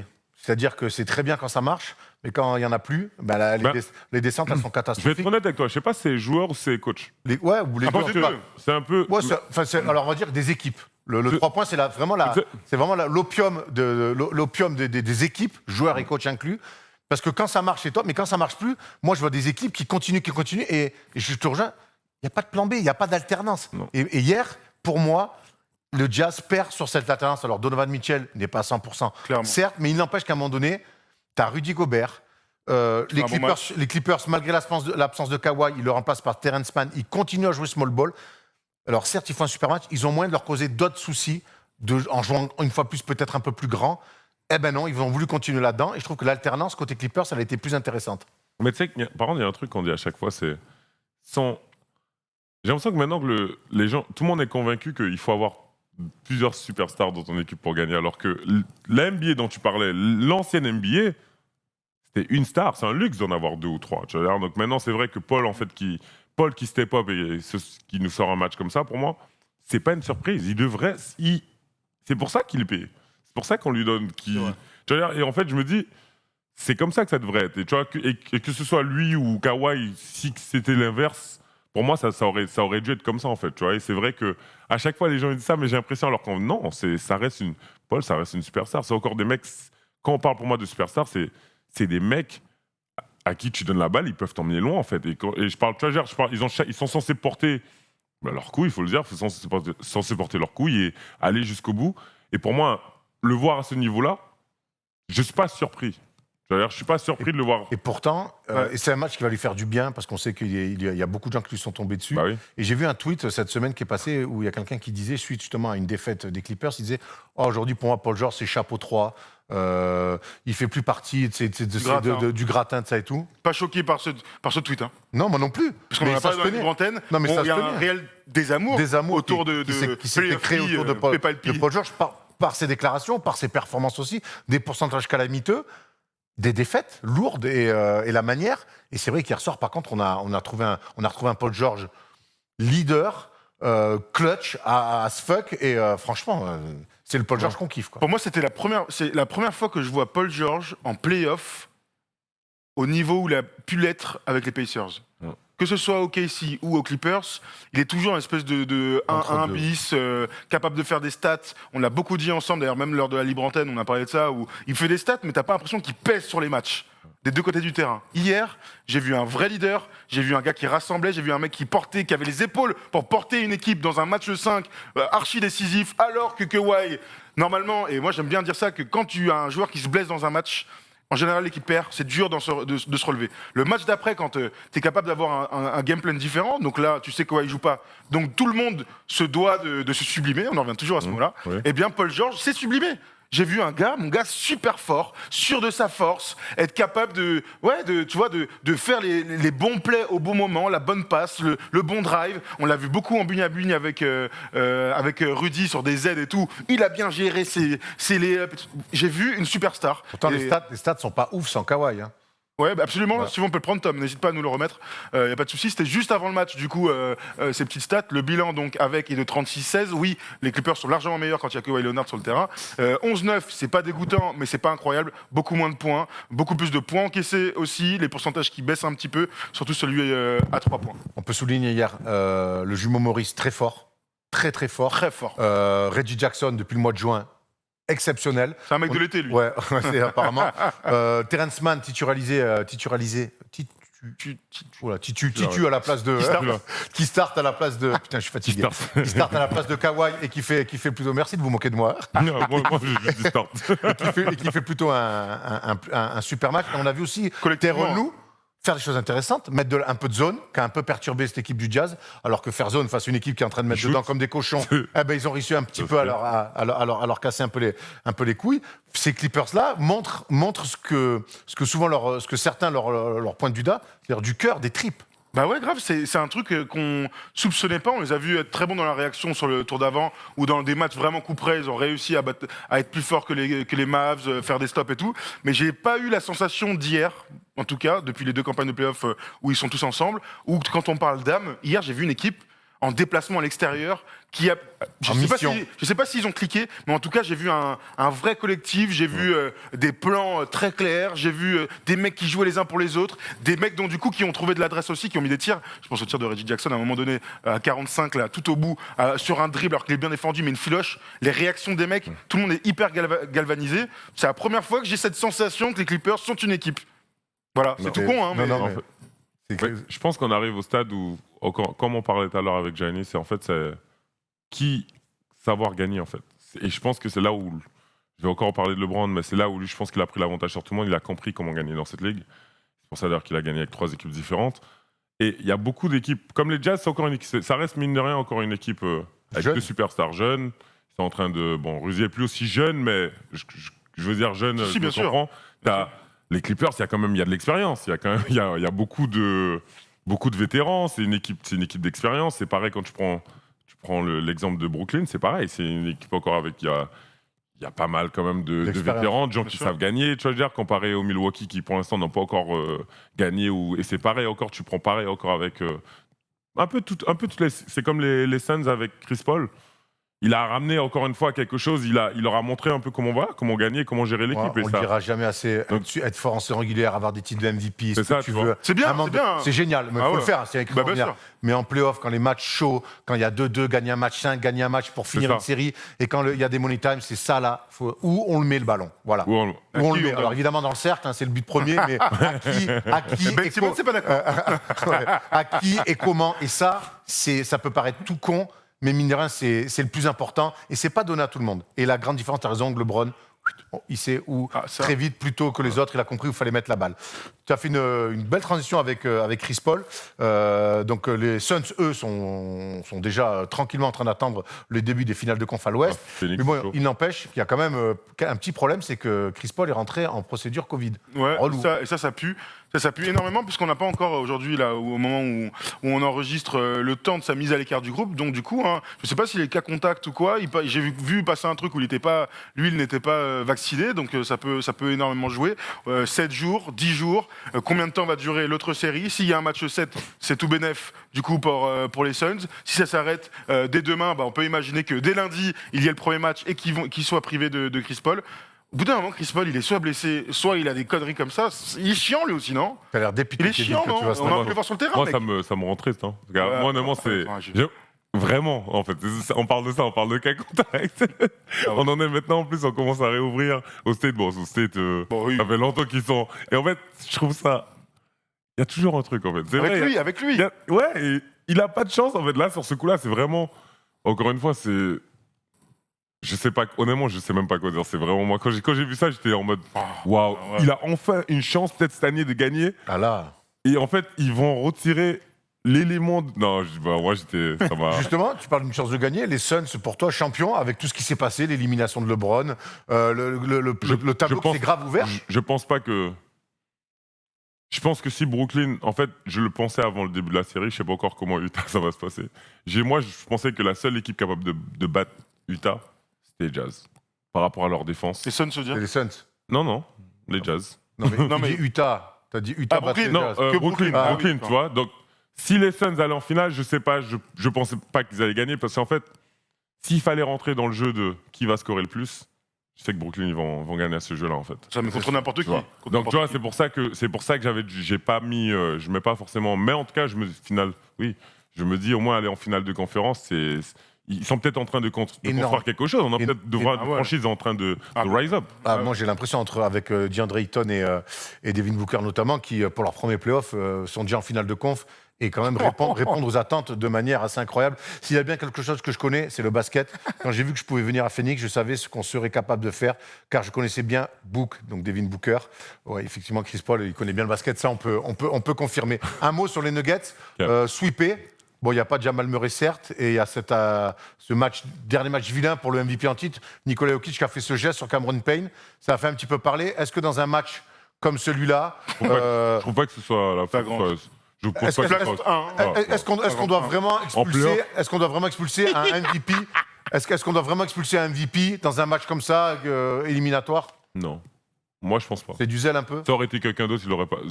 Un Américain, tu veux Si dire? LeBron il le fait, ça, on l'expulse? Le LeBron, il l'a jamais fait. Oh, d'accord. Mais Mais toi, moi, je suis d'accord avec toi. hein. est-ce que après, je trouve pas qu'elle soit. Non, mais c'est une grosse faute. C'est une grosse faute, mais je trouve pas que c'est un truc de ouf. Ça m'a pas choqué. Elle est impressionnante à vitesse rapide, mais les mecs ont quand même la vidéo du coup. Moi maintenant, ce qui m'a plu, je vais pas de tout ce qui se passe là, de ce remue-ménage, de tout ce qui, c'est le fait que ses frères ont voulu rentrer son frère. Ah ouais. C'est la seule chose Il y a que un j'en- plan où on voit là, hop, après, on voit C'est sur la la seule droite ces deux frères, ils sont chauds. Ouais, ils sont chauds. Donc tu vois, Non, mais mais moi je trouve pas que la faute elle soit. Surtout Mais qu'il c'est une joue- grosse faute, tu il fais joue la- flagrant il 1. joue la balle en plus. Bah oui. tu vois. Allez, 4 à la faute. Allez, Il le a jet pété les plombs. après, C'est le geste, Voilà, il continue, le mais il est déjà dans sa lancée. voilà, mais Allez, Mais- catastrophique la faute. il C'est la balle. joue la balle. Bon, après, C'est moins pire Et que t'as Nico ton contre explication, Navarro. voilà, Voilà. j'allais dire. Voilà. enfin, je voulais changer le rythme du match, je voulais nous donner un peu d'énergie, changer les coups de sifflet. Donc je voulais faire une grosse faute. Et c'est vrai que quand on parle des fois de pourrir un peu les matchs, certains nous le reprochent dans les commentaires, je peux comprendre, mais c'est des fois faire Boris Dio face à l'Espagne, notamment avait fait une faute sur Sergio Llull qui avait changé aussi le momentum du match. Ça fait des fois partie du jeu. Là, Ou un coach qui Ouais, prend les ou un techniques. coach qui Parce prend qu'il va les trop loin, techniques, mais on exactement. sent que c'est pour faire réagir ces gars. Après, là c'est vrai que le geste, il est quand même, il prend un Il est de pas l'élan. malin, il est pas Il est pas malin. Il est pas Maintenant, c'est le MVP. On avait envie de voir une fin de match, les arbitres nous l'ont enlevé. Et c'est vrai que les frères, très remontés dans Et, les et après, il n'y avait pas de suspense. Je pense que si on parle d'un game 6, c'est encore une autre gestion. Tu vois, genre, il n'y avait pas de. Et comme il y avait 3-0. Il y a et 3-0, tout, c'est bouclé. On parle de quoi? Tu vois, genre, en c'est vérité. une drôle de manière de finir ta saison Voilà. de MVP quand même. Voilà, Ça, on peut le maintenant, dire. oui, mais- C'est une drôle de manière de te Il y a- faire sweeper. Plus de faire finir comme expulser. ça, c'est pas ouf non plus. On adore Nico et tout. D'ailleurs, j'ai vu un tweet de Skip Bayless qui.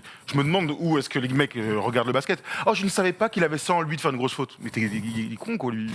Nicolas Jokic, serbe, il a jamais vu la bagarre là. Non, Il a jamais vu de bagarre mais de non. Nicolas Jokic. Mais non, il est Non, mais rentré. Nicolas, Il c'est pas sa est tête, rentré. Il est rentré. Qu'est-ce qu'il raconte? Il est en train de faire du cheval. Mais t'as vu ce qu'il lui dit à Dès Devin qu'il Booker, parce que quand Devin Booker vient en face à face, il lui fait « Gros, t'es pas ce genre de gars. Ouais. Mais il a raison. C'est avec Mais il un a calme, raison. il dit « Gros, t'es Mais il pas a ce raison. genre de T'es gars. un Il a light skin, raison. t'es mignon et tout, calme-toi, frérot. Les Américains, ils parlent beaucoup. Comme je t'ai dit, c'est plus. Et une fois que tu passes à l'action, ils sont souvent choqués. Surtout avec nos amis des Balkans en général, ils sont très très chauds. Ouais, puis Ils sont top 5 dans le monde, quoi. Ils sont chauds. Et ils assument en général. Ouais, ils disent. Y a pas, Y a rien à dire. Regarde l'exemple de Mathias Pekovic. Ah, de qui Pekovic. Pekovic. Ah oui. Bref, on n'est pas là pour faire l'apologie de la bagarre après les matchs. Hein. Donc du coup, on attend de revoir les Suns. Et on espère revoir les Suns au complet. On parle de bagarre, Non, on pourra commencer à faire de l'UFC aussi, ça serait bien de... Tu veux parler UFC? Non, oui. Parce que l'UFC, avec toi, je fais juste en parler. Je te le dis tout de suite. Hein. Allez, il s'est passé plein de choses cette semaine. On va faire des news, des petites news, non? Beaucoup de news comme ça, tac, tac, en cascade. Voilà, les news. 4 seconds, down to 3. Hart steps back, fires, that's the game! On commence avec les All NBA Team. Vous le savez, il y en a 3, vous en avez l'habitude, on va les voir en tableau. Il y a eu quelques petites surprises, quelques petits oublis comme chaque année, voire quelques énormes oublis. On commence avec le premier, Kawhi Leonard, Luka Doncic, Steph Curry, Giannis Antetokounmpo, Nikola Jokic. Est-ce que tu te souviens, mon grand, là, quand on a fait la libre antenne, tu n'étais pas là, c'était quand tu étais à la cuisinade, on a fait toutes les équipes. C'est ton 5 Et c'est exactement ce 5 qu'on avait sorti. Et en discutant, on s'était tous mis d'accord en disant Joel Embiid sera dans le premier 5 majeur. On était sûr qu'ils allaient faire Jokic et Embiid, parce que tu sais, ils avaient un peu triché, Jokic pouvait être 4 dans le truc. Finalement, surprise. Moi, j'étais surpris de ne pas avoir Joel Embiid dans le premier 5. Du coup, il a fini MVP, donc ça aurait pas eu de sens de l'avoir MVP. Non, mais Embiid, je veux dire. Non, je sais. Non, mais je parle de Jokic. Ouais. Ah oui, Ça n'aurait pas eu de sens de le voir dans la première équipe NBA, tout en sachant que c'est le meilleur joueur de la ligue. Non, mais on pensait qu'ils seraient tous les deux. Bah oui, ouais, on pensait. Il finit deuxième, je rappelle. Par contre, Giannis, j'aurais peut-être mis KD à sa place. Trop de blessures. Il est même pas dans Il a raté beaucoup de matchs cette année. En tout cas, c'est un premier 5 qui a de la gueule. Il n'y a que des superstars. Steph Curry, évidemment, qui est le seul d'ailleurs qui n'a pas disputé les playoffs dans ces 5-là. Il n'y a rien à dire, à part, voilà, est-ce qu'on aurait pu sélectionner Embiid et Jokic, t'enlèves qui tu veux, Kawhi. Giannis peut-être. Enfin, plutôt Kawhi. On enchaîne avec le All NBA second Team. Chris Paul, Julius Randle, Damian Lillard, Joel Embiid, LeBron James. LeBron a joué pas beaucoup de matchs. Hein, moi, ça m'embête un peu parce qu'il y a des mecs qui sont pas dans les 3 équipes à cause des matchs joués. Et LeBron est dans la deuxième équipe parce que c'est LeBron. On enchaîne avec la 3e équipe. Et là, il y a quand même, au bout d'un moment, donc on voit qu'il y a, là, pour le coup, il manque des mecs sur les 15 joueurs sélectionnés. Moi, j'ai un problème quand même avec Jimmy Butler que j'adore, mais quand même, Miami fait une petite saison et lui a raté énormément de matchs et n'a pas non plus fait sa meilleure carrière, sa saison en carrière. Bradley Beal marque des points, mais dans une toute petite équipe, il y a quand même des gonzes. Devin Booker, Donovan Mitchell, ils jouent au basket ils sont pas NBA, les mecs. Donovan Mitchell, il est premier des trucs. Alors, il rate des matchs, mais ok. James Harden, du coup, il a joué autant de matchs que LeBron. Il est pas dedans. Bon, Devin Booker, c'est vraiment... Bradley Beal, pourquoi pas Jimmy Butler, je comprends. Pour toi, Bradley Beal, Jimmy Butler, on est tous plutôt d'accord. Jimmy Butler, on est d'accord. Mais Bradley Beal, pour vous, il fait une meilleure saison que Booker ou Donovan Mitchell. Mais même Kyrie Irving. Moi, je mets Booker devant Kyrie. Je mets David Booker devant Kyrie Irving. Par contre, Washington, si on parle de leur saison, c'est juste qu'ils ont pris du temps à démarrer. Mais une fois qu'ils ont été lancés... Après, oui, ils accrochent les playoffs et tout. Lui et Russell, ils jouent à un vrai niveau. Certes, mais Devin Booker qui finit 2e à l'Ouest. C'est vrai. Ah, gros, faut le mettre. Mais Devin Booker, peut-être qu'il faudrait qu'il soit avant, en fait. Ouais, mais il est même pas, du coup. Ouais, il est même pas. Bien. Donc c'est pour ça que je dis, moi, j'aurais pas bougé Bradley dans ce 5-là, en fait, parce que peut-être qu'il faudrait qu'il soit dans le... Après, t'as raison, il fait les chiffres, mais Kyrie Irving qui a eu des absences, qui est parti, tout sur la manière. Moi, je mets Booker avant, et Jimmy Butler, il passe un peu à côté de sa saison, quoi. Voilà, c'est vrai que Kyrie, oui, par contre, Kyrie, il a eu beaucoup d'absences, beaucoup de trucs, des fêtes, beaucoup de... Chelou. D'absence, Bref. C'est une belle équipe de basket quand même. Oui, ça reste. Et Rudy, attends, on l'a pas dit, donc Rudy est encore une fois dans les All NBA Team, donc c'est la 3e fois déjà en carrière. Incroyable carrière pour Rudy qui continue à confirmer son top niveau. Et c'est pas fini, justement, dans ces joueurs-là. Il y a des joueurs qui seront cet été aux Jeux Olympiques. On a eu cette info avec Team USA, donc ça sera Damian Lillard, Bradley Beal, et j'oublie le 3e, et Jason Tatum. Qui lui n'est pas dans le. Il ressemble pas beaucoup à Bradley Beal. Bradley Beal, c'est sûr, c'était Draymond Green. Et tous les 3 font partie des mecs qui ont dit oui initialement et qui devraient. Bradley Beal l'a pas dit. Je l'ai pas vu. J'ai vu Draymond Green. Moi, je vous dis quelque chose. Je vais regarder, ça m'intéresse. J'espère qu'il va être dans cette équipe. Ça m'intéresse énormément de le voir jouer dans le jeu européen. Bradley Beal. Oui, dans le jeu FIBA. Lillard. Non, Green. Draymond Green. Après, il a déjà fait. Il a déjà fait à Rio. Oui, mais là, j'attends de voir parce qu'honnêtement, on a un problème avec mon gars là. C'est le 12e. Non, mais j'attends de voir son impact en fait. J'attends de voir son impact. Il se dit un joueur intelligent et capable de jouer. Il l'est, non? Oui. Mais oui. Je pense pas qu'il est au niveau qu'il pense. D'accord. Voilà. Alors ça, après, c'est mon opinion. T'es pas le seul à le dire. Et parmi l'autre info, c'est que Jokic, lui, ne fera pas les JO. ça c'est l'autre info, et que Doncic, lui, va les faire. Excellent là, Lucas. excellent Quoi ce qu'il a dit. Sur les JO Oui, ça. Il a dit quoi En gros, pourquoi il le fait pas? Parce que son corps a besoin de plus de temps de repos et que Ah oui, j'espère bah que oui. les gens vont comprendre. Ah, bah oui, ça se Et tient voilà. en même temps. Voilà, Il est cramé le gars. excellent.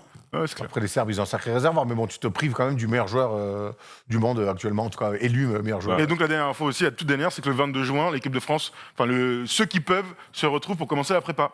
Et que l'autre truc, c'est qu'aujourd'hui, il y a le début de l'Euro des filles. Très bien. Voilà, comme ça, on est bien complet sur Et d'ailleurs, l'équipe nationale. allez voir, pour ceux qui l'ont pas vu, l'interview avec Iliana Rupert. Tout à fait. Voilà, j'ai eu la chance de parler avec une jeune fille de 19 ans. J'ai l'impression de parler avec une meuf qui avait eu 4 vies déjà. Ouais, Donc ouais, c'est assez grave. incroyable de maturité, un parcours fantastique. Elle a que 19 ans et donc elle fera l'Euro avec les filles, les JO avec les filles. Elle partira ensuite normalement en WNB où elle a été draftée par les Las Vegas Aces. Quand même, voilà. Incroyable rencontre.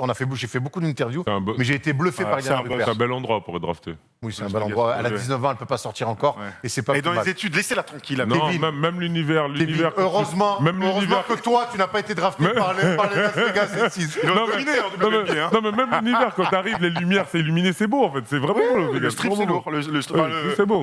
La grande avenue qui s'appelle le strip. Hein, D'ailleurs, pas les strips. d'ailleurs, c'était en discussion hein, pour avoir une équipe à Vegas. Hein. Oui, ça fait. Elle y sera un jour, t'inquiète. Non.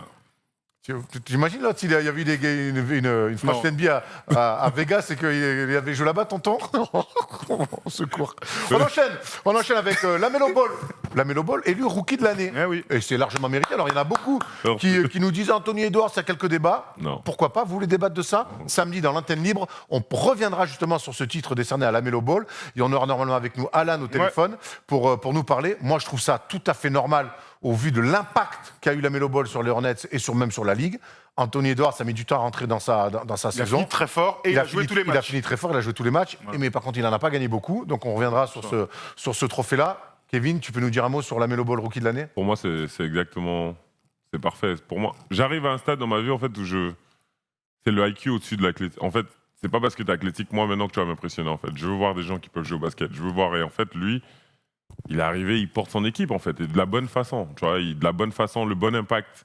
Je sais qu'il y avait beaucoup d'équipes hésitaient, même par rapport à sa famille, tout ce qui se passe autour. Et au final, il est arrivé, tout est Tout est carré. carré. Un Tout est beau carré. pied de Il y a nez, pas de. ça, t'as raison. Tu vois. Et c'est vraiment carré. Pour moi, j'ai vraiment apprécié le voir jouer. C'est la- d'abord un super joueur de Ouais, basket voilà. avant d'être une star C'est des ça. influences. Tu vois, et c'est pour ça que Voilà. un gars comme ça, il arrive, il fait Charlotte gagner. Bon, il s'est blessé, mais il a apporté. Et je pense que dans l'avenir, on est en train de regarder quelqu'un de spécial. Dans l'avenir, il va encore plus. Alors que les mecs qui sont athlétiques, et c'est bien, mais il arrive un petit truc. Si derrière t'as rien, ben ça devient compliqué de jouer. Ouais, on a eu tous cette sensation de voir le début de carrière d'un mec qui sera spécial et qu'il est déjà. Ouais. Ça, on a clairement eu cette sensation nous aussi. On reviendra jeudi dans l'antenne, n'importe quoi, samedi soir, dans l'antenne libre, dans la libre antenne plutôt, parce que sinon je me fais taper sur les doigts. On finit avec deux gars qui n'ont plus de travail, les pauvres.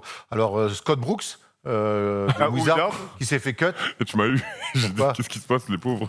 Non, Travaille pas chez Canal, hein, mais, T'inquiète pas pour eux, ça va, Oui, ça oui, devrait oui. aller. Scott Brooks, donc, qui était quand même assez proche de Russell Westbrook, Très donc proche. ça va être intéressant de voir quels coachs vont choisir les Wizards pour continuer avec Russell Westbrook, notamment 390 matchs, 5 saisons pour lui, 3 fois en playoff, 3 dernières saisons un petit peu plus compliquées. C'est normal de se séparer de Scott Brooks pour les c'est Wizards. normal parce qu'on a vu qu'il avait été catastrophique toute la saison d'un point de vue des rotations, des plans de jeu et ainsi de suite. Donc oui, ils ont eu beaucoup de blessures cette année, donc c'est difficile de performer collectivement. Il n'empêche que c'est une équipe qui a besoin d'un coach, un vrai leader. Et Scott Brooks, franchement, je ne veux pas dire qu'il a fait son temps en NBA, mais pas surprenant s'il est associated head coach l'année prochaine et pas numéro 1 sur un banc. À voir. Voilà. On enchaîne avec Stan Van Gundy, qui lui, Alors là, par contre, ne sera resté qu'un an aux Pelicans, mais moi je ne suis pas très surpris, ça n'a pas fité apparemment avec le vestiaire. Comme par hasard, ça ne fit plus jamais avec le vestiaire. Là, pour le coup, lui, tu me parles d'un coach un peu peut-être has-been pour la NBA. J'ai quand même l'impression que Stan Van Gundy, c'est tout à fait le profil. Donc une saison, 72 matchs, évidemment pas le playoff, 11e bilan de la conférence Ouest. On sait que les Pelicans, Kevin, ont des jeunes. Et clairement, Stan Van Gundy, c'est pas un coach pour les jeunes. On est totalement d'accord sur ça. Donc moi personnellement, j'ai pas trop. Ça n'a pas pris en fait. Ça a pas pris et il faudra qu'il trouve quelque chose. Ça fait quand même 3 coachs en 3 ans pour Zion Williamson. Donc c'est un peu. C'est C'est un son peu deuxième, chiant. Alvin Gentry et lui, non Ça me rappelle deuxième. un peu les Kings. Quand il y avait des Marcus au début, Ouais. ils faisaient que changer de coach. Donc honnêtement, c'est plus ça que je me dis. J'espère qu'ils vont trouver un bon coach. Sauf Et que quand tu as Zion Williamson, des Brandon Ingram, T'as alors pas beaucoup de temps à perdre. Lonzo, Il faut- Lonzo risque de se barrer et tout, mais c'est vrai, il n'y a pas beaucoup de temps à perdre pour essayer de séduire un petit C'est peu ça. Zion sur le projet à moyen et à long terme. J'ai cru voir Le- que c'était la sixième place de coach qui était dispo là. Ouais. Portland, C'est dingue. Washington, Ouais. Portland, Washington, Minnesota. Ouais. Donc, Je sais pas du tout. Dis-moi, pendant eux, du coup, donc les Pelicans. Pelicans, il en manque un ou deux. je peux poser une question, Kappa. Vas-y, je Vas-y. suis surpris. Pourquoi, Dites-nous dans le chat. pourquoi Kid il refuse Portland? Parce qu'il veut. Qui mieux. Orlando, qui dit aimerait bien Orlando. Voilà, il veut Orlando. Il y a Orlando, t'as raison. Qui aimerait bien Orlando, et après la sixième, ça me vient pas, mais bon. Il aime l'équipe. Peut-être le climat. hein, Ouais. parce que Personne n'a compris, personne ne comprend. Donc, j'ai aucune réponse à D'accord, donner. vas-y, Quand tu refuses Portland, Après, peut-être que Kidd va avoir les mains complètement libres. On sait que Ouais. ça s'est mal passé à Milwaukee et aux Nets à chaque fois parce que c'est un peu un omnipotent. Il veut un petit peu avoir tout le Et contrôle est-ce sur que tu tout. penses que le fait qu'il ait vu aussi la situation avec Lillard, qui ait dit un mot, en fait, et ça a pas traîné. Hein. Ouais. Il a posté, 2 jours plus tard, c'était fini hein, Ouais, avec absolument. le coach. C'est assez curieux. Et on Ah, finit- et Boston. et Boston. Boston, Boston, ça fait évidemment, la beaucoup, là, sixième. tout de suite. Là, Ah oui, Boston. bah paraissait Boston, intéressant. rien que ça, quoi. On termine avec juste une info un peu historique. C'est Don Nelson, le GM des Mavs depuis 23 ans, qui a quand même fait un énorme taf là-bas avec Mark Cuban. Donny. Nelson, ouais. Don Nelson, c'est comme... Et donc, qui quitte les Mavs après 23 ans. Donc, le fils de Don Nelson, évidemment. Donc, voilà, une page se tourne quelque part chez les Mavs. On sait que le rôle de GM est très important. À voir comment les Mavs vont combler ce départ. Lui, Ça qui arrive est quand juste même- après les petites rumeurs Ouais. cheloues là sur Luka. Hein. sur Lucas. Parce que Luka peut re-signer contrat Supermax là, dès cet été. Il y a des petites rumeurs un peu bizarres. Est-ce qu'il y a une cause à effet direct? Je sais pas. Mark Cuban a mis un petit tweet d'ailleurs sur les réseaux. On verra ça. Allez, on a fait un énorme tour de l'actualité NBA. Ah ouais. C'est le moment de se détendre avec un petit quiz avec Tom Chalavino. It's Lillard. He got the shot. Allez, qui dit fin d'émission, dit quiz, et je suis surexcité parce que j'ai 2 nouveaux petits jeux qu'on n'a jamais fait. Ah, j'aime bien. Et, Il est coquin, et, celui-là. et je vais voir si ça marche, hein, sinon vous les reverrez plus jamais. C'est toi qu'on ne reverra plus jamais si ça marche pas. Oui, mais ça c'est déjà prévu à la fin de saison. Ça va, Kevin? Ça va et toi? En forme? On sait que t'aimes bien cette partie. c'est pas la- Moi, l'émission. pas l'homme qui brille le plus, L'émission, mais- elle était finie pour moi. Tu Il y a sais 5 qu'il minutes. il m'a demandé qui était l'invité. Quand j'ai dit que c'était toi, il m'a dit je vais l'adapter pour Kevin. Voilà. Sympa. Waouh! Waouh. Et entre-temps, j'ai oublié. En vrai, Bon, le premier jeu, ça va être des questions sur Chris Paul. Je vais voir si vous connaissez bien Chris Paul. Ok. Je vais commencer par Kevin. Et à chaque question, on change, tu vois. D'accord, ça d'accord, fait très comme bien. ça. C'est du vrai ou faux, ok? Et à chaque fois, il y a un point. Kevin, est-ce qu'il est drafté en 4e position? Il faut que ça parle. Vrai ou faux? ouais, vrai. C'est vrai. Est-ce que c'était lors de la draft 2004? Oui. Faux. C'est faux, c'était en 2005. T'as Putain. le droit qu'à une bavure. Hein. Ah, bah, Ah, je suis déjà éliminé? non, une Non, t'as le bavure. droit qu'à- Ah, j'ai le droit à une bavure. Lors de sa première saison, il est leader chez les rookies au stade des points, des passes et des interceptions. Faux. C'était vrai, une bavure. Il est nommé rookie du mois à chaque mois de sa première saison. Non, faux. C'était vrai. Vous avez tous une bavure. Chaque mois. Pourtant, je terminerai 2e du rookie de l'année. C'est vrai. C'est faux, il termine premier. Bah oui. Et Je me rookie souviens de l'année. plus, moi, T'es je- éliminé. J'ai déjà terminé 2e du classement de MVP dans ma carrière. Vrai en 2008. Derrière, Kobe. Kobe, bravo, ça mérite 2 points. Je Clairement. suis l'un des Oh, rares. attends. On répond correctement et ça mérite 2 points. Ça va, ça va, ça va. Je suis l'un des rares joueurs à posséder 3 médailles d'or olympiques. 3 médailles d'or olympiques? Ouais. C'est faux. C'est faux, 2 seulement. Ah oui. On continue avec toi. Au lycée, j'avais Non, pris un mais sacré coup de chou. non, mais dans le temps, tu peux pas. Au lycée, j'avais pris un sacré coup de chou, puisque j'avais planté 61 points. Oui, le jour de la mort de mon grand-père. Qui Il avait était mort 61 dans ans. l'année. ton Bravo, grand-père, bravo. Ça, Mais 61 t'as ans. t'as beaucoup d'infos sur eux. Tu Ça mérite ça, 2 tu points. connais personnellement. Mais c'est son cousin en fait. C'est Chris Paul à Le l'Inguet. jour de la mort de notre oncle. Attends, c'est un beau duel. Paix à ton âme, Gérard. Hein. Kevin, j'ai décidé d'aller à Wake Forest pour rester près de chez moi en même temps. Je suis né en Caroline du Nord. Je la merde, ça. Faux. Bon, c'était vrai. Bon, C'est vrai. dernière question pour Et non, toi. Caroline Jean? À la fac, je ne Pensez, il portais était pas vrai. le 3, mais le 8. Faux. C'est faux. Il a toujours porté le 3. Bravo, tu connais très bien Chris Paul. J'avais plein d'autres questions, mais vous n'êtes pas très chaud. C'était un très bon jeu. Mais, Ça- Très beau C'était jeu, un, mais c'était un jeu compliqué. On t'a pas fait honneur. Non, c'est un jeu C'est le compliqué. il faut qu'on réfléchisse. Le, c'est pro- la le réponse. problème, c'est que la suite est compliquée. Après, Allez, tu vas-y. prends un membre de la famille de Thomas aussi, c'est relou. Alors, c'est un jeu qui est dur. Franchement, les questions sur ma Mais mère, qui est je sympa. les connais. Alors vas-y, c'est quoi un Il y a jeu qui eu est dur plus de 20 joueurs français draftés en NBA, on le sait. Ouais. Oui. Je vais pas vous demander de me les citer par ordre chronologique, mais par ordre Déchronologique. non, par ordre de choix de tour. Ok. Des Français qui ont été draftés le plus haut au plus bas. Kevin, je te laisse commencer. Qui est le joueur français Il y a le drafté beaucoup le de plus joueurs. Vous avez le droit à 2 bavures parce Ouais, que c'est ok. très dur. Drafté le plus haut Ouais. Ouais. Donc c'est toi qui commence et après vous vous enchaînez évidemment à la suite. Joachim et Franck. en Non, neuf. non, attends. Là, attends, calme-toi. Un Tu joueur. dis un joueur, après c'est Erwan et ainsi de Et suite. c'est pas la bonne réponse. Ah. Non. Bien joueur. Qui est le joueur français le drafté le plus haut C'est Kylian. Kylian Mbappé. Kylian Non. Hayes. C'est Non, Kylian Hayes. bah non. Kylian Hayes, Mbappé. À toi, Erwan. Attends. 7. Kylian Hayes, 7. Franck. Oui. Franck, 8. Franck 8. Oh là là. Oh. Un top 10. C'est le dernier. Ouais, je sais que c'est un top 10, merci. Waouh. Enfin, Thomas. Pardon Saga. Oh non, mais Effectivement, c'est Joachim Noah, du coup. c'est Joachim Noah. J'ai vu en plus. Oui, Non, non, non, mais c'est ça- chacun je son dis. tour. À mais toi. c'était faux, tu l'as dit, mais c'était faux. À toi, Kevin. C'est décroissant. Non, mais j'ai compris, mais j'ai quand même dit. Ensuite, Mike Pietrus. Oui. 14. Oui, 11. 11. On Voilà. va- Il y a 3 joueurs qui sont draftés 11. Ouais, c'est vrai. Babac Non. Oh non. Ah non. Babac, non. il est 21. Première bavure. T'as le droit à une autre. J'ai le droit maintenant, là Ouais, ouais, vas-y. Oui, oui, vas-y. C'est qui le 3 Je sais pas, Alexis Non, Non, il est loin, lui. 18. Deuxième bavure. Attention, t'as plus le droit à une bavure. Putain, Allez, ça, je peux t'aider. En 11 C'est un gars drafté à l'époque, par Boston, tiens. Ah, Jérôme Moïseau Jérôme Moïseau, très bien. Ouais. Il en reste un dernier, 11. À l'ancienne. Tariq. Tariq, exactement, 11e. On enchaîne. Ça, c'est plus récent. Ma personne. Non, pas ta Ma personne. personne. 17. Ah non, il y a eu 2 gars avant toi. Il y a eu 2 gars avant moi Ouais. Oui. En... Il y en a un récent, très récent, Et un autre aussi récent. et un autre aussi récent, ouais. Attends, t'as dit récent Qui est 13e, non Qui est 15e. J'ai déjà dit Mike Pietrus. Mike Pietrus. Non, il est Non, non, 11, c'est passé. Dans une, passé. dans une ville un peu cata. Ah oui, d'accord. Il joue avec un Français. C'est une ville Eminem. créée. Il y a un Déjà, autre Français qui t'as est drafté. C'est doux. Kylian Hayes a été drafté là-bas. Ah oui, bah oui, c'est Idou. C'est cool. C'est cool. Doumbouya 15e. Tu sais que c'est cool. Ouais, Tu sais que t'as un micro, donc on entend quand tu Ouais. me Ah ouais, tu m'envoies parce qu'on l'entend pas, réponses. quoi. Non, on rigole, ça va, il y a. C'est cool. Tout le monde l'entend. Alors qu'elle m'a dit Kylian, je voulais pas. Je voulais Après, pas c'est répéter. cool, Je vais même pas répéter. Je préférais dire Mike Jordan. que- Erwan, en plus, t'as déjà fait 2 bavures, donc donner les réponses, c'est pas la meilleure. hein. Ouais, vas-y. Allez, qui Non, est mais il est 16e bon. Drafté 16e. 16e. On l'a dit, c'est récent aussi, juste avant Kevin. Enfin, pas juste avant dans l'ordre chronologique, mais dans l'ordre évidemment, Oui, d'accord. pas de draft. Il est 16e. C'est super dur. Un mec qui n'est plus en NBA aujourd'hui. Ouais, je sais, Gershon. Gershon, très bien. Bravo. Kevin Séraphin. Kevin Séraphin. Ouais Yes, let's go. Alexis Aginsa.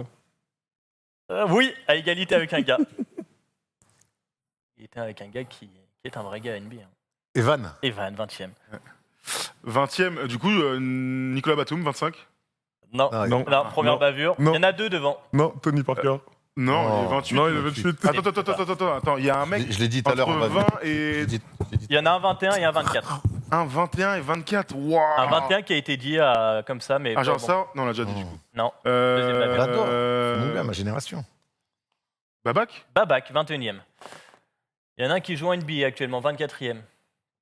Qui sera sûrement au JO. Ah bah oui. Il sera sûrement en plus au jeu, tu m'as dit. Il sera même sûrement en finale NBA aussi. Tu parles de Rudy. On parle de Rudy ou Nico Non, Ni aucun l'un des ni deux. l'autre. Aucun des deux Ouais, donne ta langue de chat, hein, qu'on enchaîne. Il joue au Nets. Lukaku. Romelo Vous êtes cons, quoi, les gars. Luau Cabaron. Désolé, mon gars, je te jure, c'est pas une attaque. Je te jure, c'est pas une attaque. Je te jure, c'est pas une attaque. Je te jure, c'est pas une attaque. À chaque fois, j'ai du mal à dire son prénom. Timothée qu'on a- Timothée qu'on a- Timothée, Ah, j'ai toujours du mal. J'ai Bah, toujours allez. du mal à dire son prénom. Et bonne chance avec les Diables Rouges, hein, du coup. Allez, prochaine erreur, on arrête.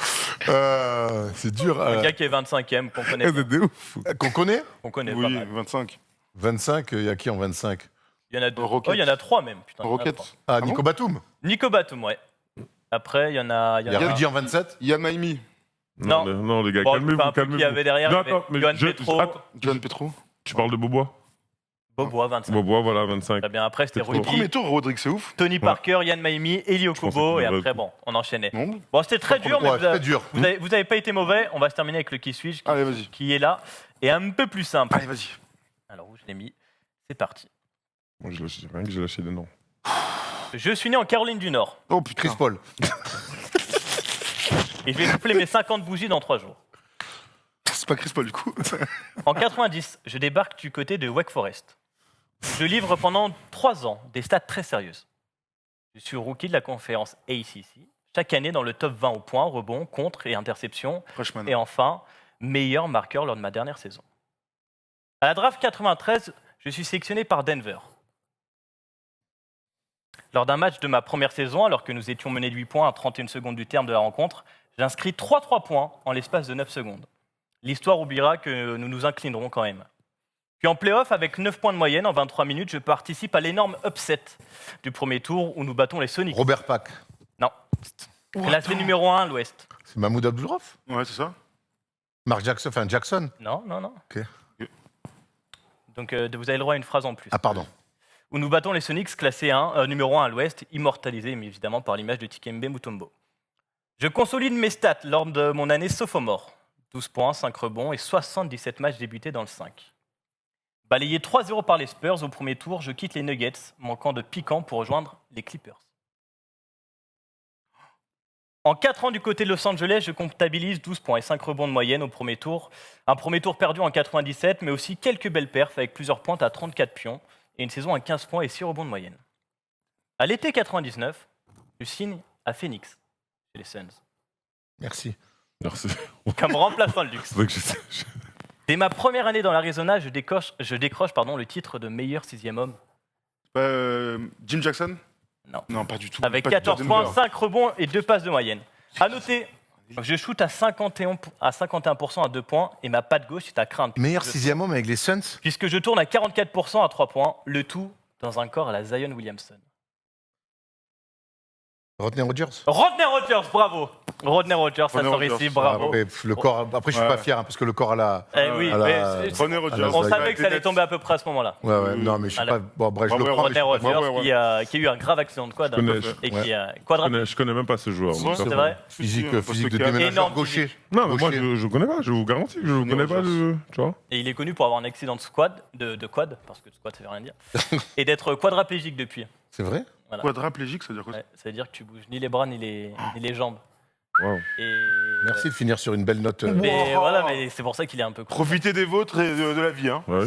Exactement. Voilà. C'est ce qu'on va faire d'ailleurs ce soir. C'est ce qu'on va faire d'ailleurs nous ce soir. Hein. On va aller profiter de la vie. Allez, on va oublier Rodney Rogers parce qu'il s'est Bah, Mais non, oui, hey, pour la bonne truc, il a dit qu'il voulait espérer marcher un jour et qu'il Ah bah merci, ça me rassure. Et il a une association, il est tout sourire, enfin ça Eh va. ben, ça attends, va. Kevin, merci beaucoup. Toujours un plaisir. Sauf les quiz à la fin. Ouais, je te sens non, frustré. mais les quiz. Non, mais j'aurais dû partir il y a un moment. J'aurais dû partir. Mais je vais te les envoyer avant. Dès que tu rentres dans la pièce, je sors. On va faire comme ça. par contre. Voilà. Ce que tu peux faire un jour, c'est toi qui peux nous les faire les quiz. Ah ouais. Ça te dirait ouais. pas ça? Oui, vas-y. Oui. De toute façon, j'ai pas le choix. Non, mais vous travaillez ça ensemble. Eh oui, La je prochaine les fois, tu écris. peux faire ça. Tu peux faire ça les quiz. Tu bosses. Comme ça, tu les fais Tom, avec il lui. vient là, il essaie de nous battre. Ça peut être pas mal. On verra Je ça. les ai écrits, ça va aller. On verra ça un prochain jeudi où Kevin reviendra. Merci Tom pour les quiz. Ouais. Merci Thomas Dufan. Merci Kev. Merci à À Sully. Sully en régie. Et on embrasse Polo, c'est son anniversaire. Ouais, bon On lui anniversaire, fait Polo. bon anniversaire Polo. Et on se retrouve samedi pour la radio libre. Je vais y arriver. L'antenne libre, je vais y arriver. Libre antenne. Ou la libre antenne. J'ai Il y encore arrive vraiment moyen. Il y arrive vraiment pas. Elle est. Et en tout cas, appelez-nous. On se retrouve samedi et jeudi prochain pour le First Day Show. Vive les playoffs, vive la NBA, vive la vie et vive la night à Panama. Vive la Ciao, ciao. Vegas aussi. Hein. Las Vegas. Et comment il-